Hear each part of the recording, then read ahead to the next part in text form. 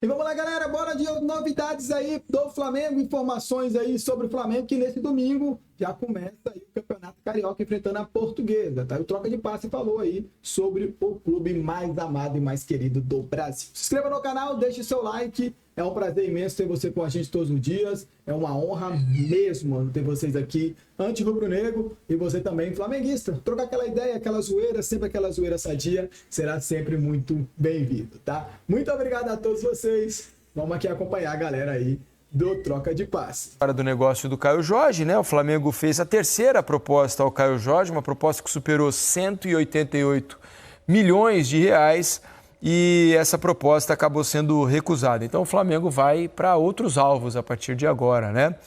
O Flamengo fez uma tentativa de conversa com o Marcos Antônio, do São Paulo, né? Mas também não conseguiu avançar. O São Paulo recusou a tentativa do Flamengo.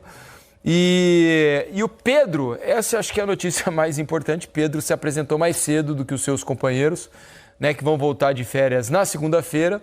O Pedro retornou hoje aos trabalhos, né, quinta-feira, ou seja, 4 dias antes, para tentar ganhar um pouco de condição, né, uma condição um pouco melhor. Ele sofreu com lesões no ano passado. Ficou bastante tempo fora aí da reta final das competições, então está tentando recuperar um pouco do tempo perdido. Claro, está mostrando interesse, né? Em estar melhor para o início do Campeonato Brasileiro, que na verdade é o que importa lá no fim do mês. Dia 28. Agora, só sobre a questão do Caio Jorge, né? O valor não foi tão alterado em relação ao que eram as conversas iniciais, diretamente dos dirigentes, né, do BAP com o Pedro Lourenço. A diferença é que agora está documentado. Eu me lembro que no primeiro dia dessa discussão aqui, quando se falou na quantidade, no valor alto que o Flamengo ofereceu e na surpresa com a recusa de um clube brasileiro de um valor tão alto, eu me lembro que eu comentei aqui. Primeiro que é uma negociação que tem outras características, porque o Cruzeiro não funciona exatamente na base do arrecado, tenho tanto de receita, então eu preciso gastar isso. Não, você tem um dono disposto a colocar dinheiro, em tese, com um conforto na sua vida que permite a ele recusar esse tipo de proposta. Então ele não precisa vender o Caio Jorge. Então isso já muda um pouco a cara da negociação.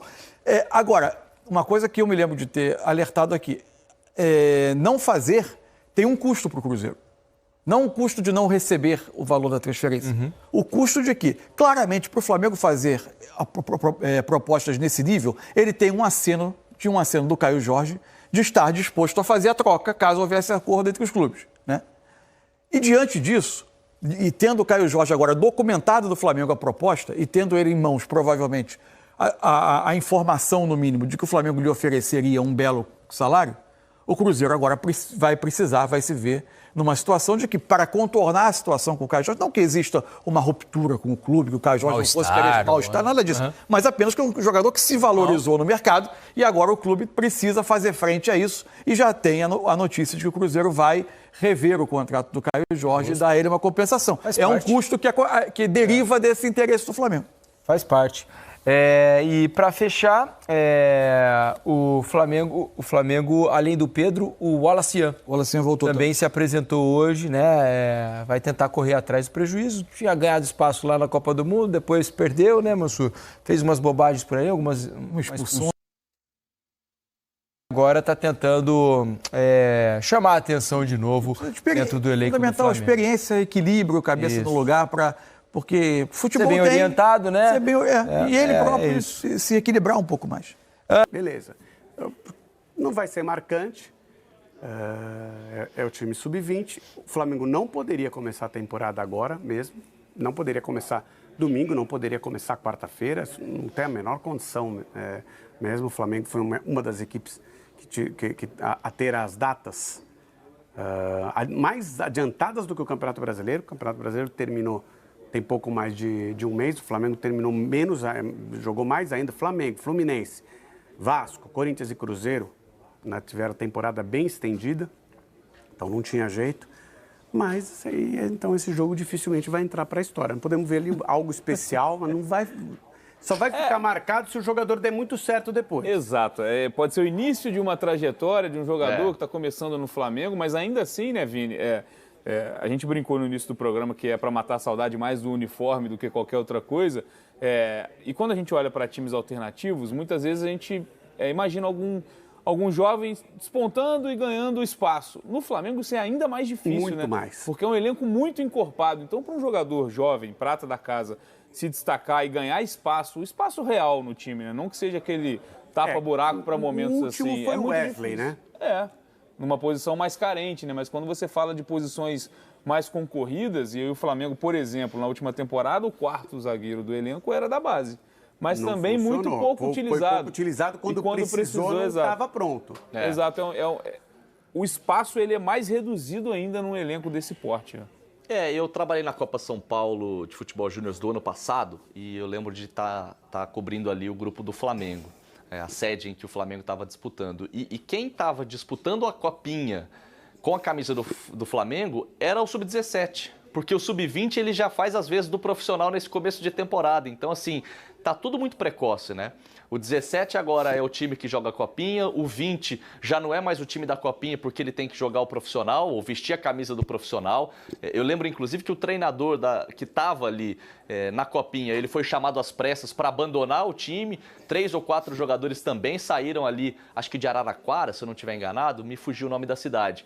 E voltaram para o Rio de Janeiro para jogar pelo time principal. Então, assim, estou com vocês. Para mim, nesses primeiros jogos, tem muito time que vai estar só usando a camisa, vai ser uniforme profissional, mas com a molecada.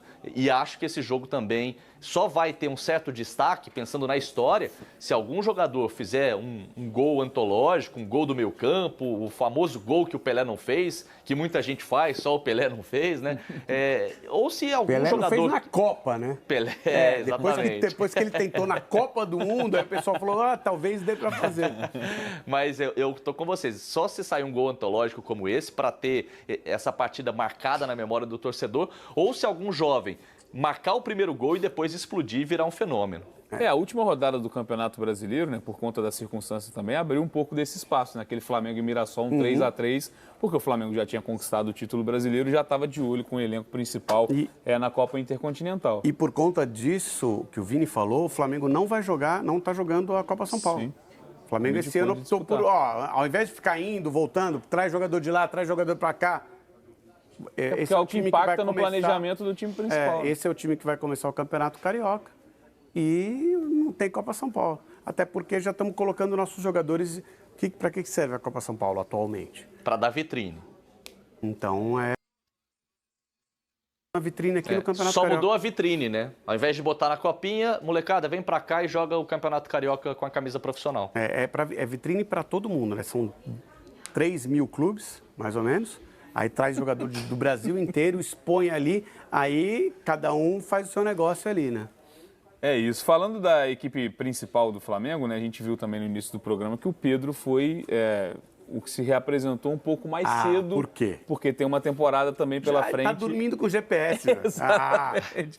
Vale lembrar que o Pedro, né, ele teve um 2025 complicado, ele vinha de uma lesão gravíssima, demorou a voltar ao time do Flamengo. Quando volta, tem toda aquela polêmica com o Felipe Luiz de desempenho em treinamento, até de uma certa indisciplina do jogador, né, naquele momento que muito se questionou se ele seguiria ou não no clube, mas, enfim, com a reta final de temporada, o Pedro retoma o espaço no time, por mais que tenha outros problemas físicos no fim de 2025.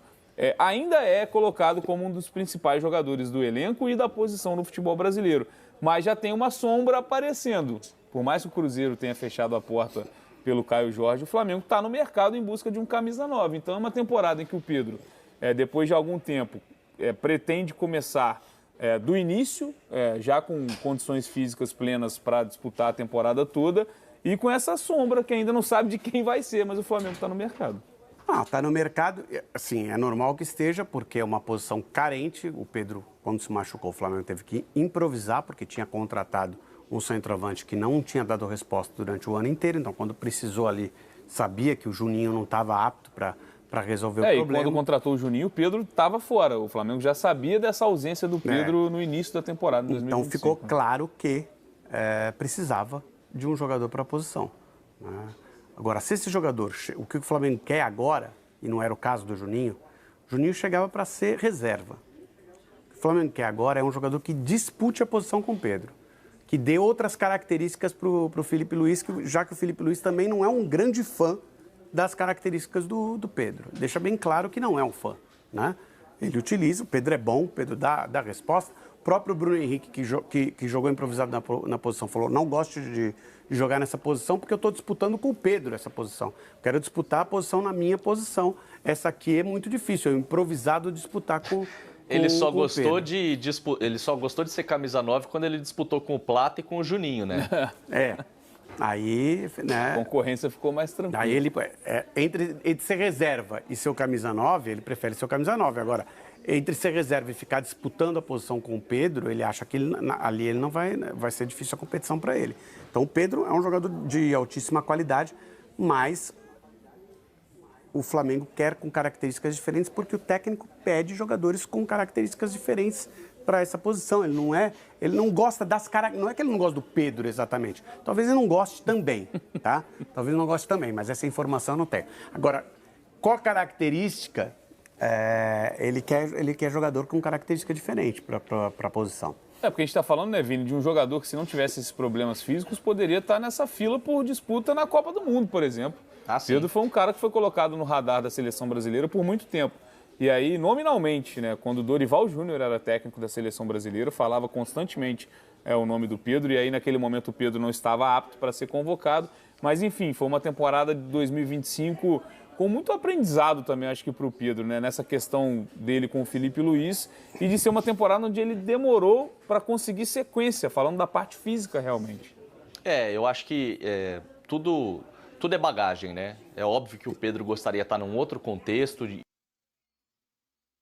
dessa vaga de convocação para a Copa do Mundo. Acho que ele gostaria de estar no radar e não está por dois motivos. Não teve o ano que sonhou por essa briga, né, com o Felipe Luiz, ou por esse desentendimento na entrega no dia a dia, né, na entrega nos treinos, esse atrito público, acho que foi muito ruim para ele, atrasou, né, o que poderia ser o ano dele. E claro, essas lesões que ele teve, foram duas lesões em sequência, vamos dizer assim, porque ele estava recuperado de uma, teve uma outra lesão, né, e acho que ele acabou perdendo muito tempo. Tá no radar ainda? Acho que tá, pensando numa Copa do Mundo, pensando numa disputa, mas por não ter sido observado, não ter sido testado em nenhuma data FIFA, eu acho que ficou um pouco complicado para ele. E acho que faz total sentido ele querer começar a temporada antes dos companheiros, porque para ele é tudo ou nada, né? Vamos dar uma olhada como está sendo a atuação do Flamengo nesta janela de transferências nesse mercado. O Flamengo que tem um reforço confirmado. Vale para o tentativa? Vitão. Tentativa tem algumas. Quem chegou? O Vitão, ex-internacional, agora zagueiro do Flamengo. E quem saiu?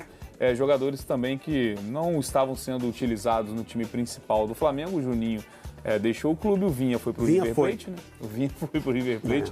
Decepcionante, inclusive, a passagem do Vinha, também por conta de muitos problemas físicos. Mas também não sabemos se ele, em determinado momento, o técnico também não olhou e falou não.